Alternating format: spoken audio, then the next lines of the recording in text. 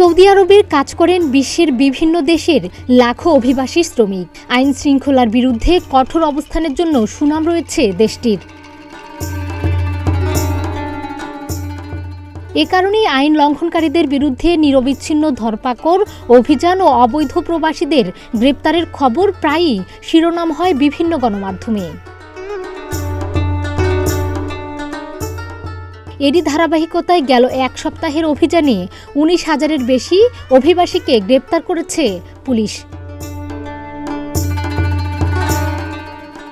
5 মে golf নিউজের প্রতিবেদনে বলা হয়, আবাসন, শ্রম ও সীমান্তের নিরাপত্তা বিধি লঙ্ঘনের অপরাধে গত এক সপ্তাহে 19,662 জনকে গ্রেপ্তার করা হয়েছে। গত 24 এপ্রিল থেকে 1 মে পর্যন্ত দেশের বিভিন্ন স্থানে অভিযান পরিচালনা করে আইন শৃঙ্খলা বাহিনীর সদস্যরা। এ সময় আবাসন, শ্রম এবং নিরাপত্তা আইন লঙ্ঘনের অভিযোগে এইসব অভিবাসীকে গ্রেপ্তার করা হয়। রোববার সৌদির পররাষ্ট্র মন্ত্রণালয়ের এক বিবৃতিতে বলা হয়, 15,200 জন অভিবাসীকে সৌদি আরব থেকে নিজ নিজ দেশে ফেরত পাঠানো হয়েছে। নিজ নিজ দেশে ফেরত পাঠানোর প্রক্রিয়া শুরু হয়েছে আরও 53,084 জনকে। তাদের মধ্যে নারী রয়েছেন 4,501 জন।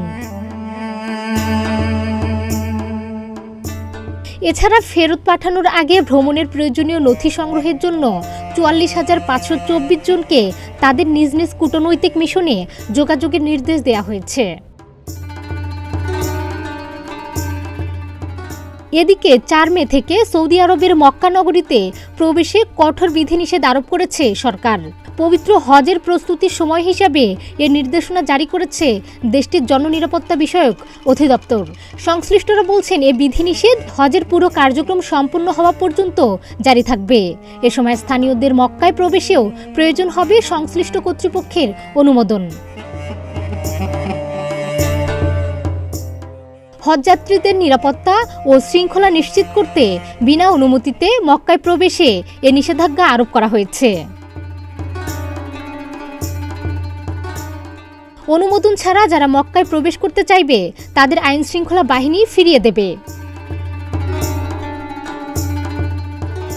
আসন্ন হজের প্রস্তুতি হিসাবে আগামী 6 জুনের মধ্যে ওমরা যাত্রীদের সৌদি আরব ত্যাগের নির্দেশ দেওয়া হয়েছে।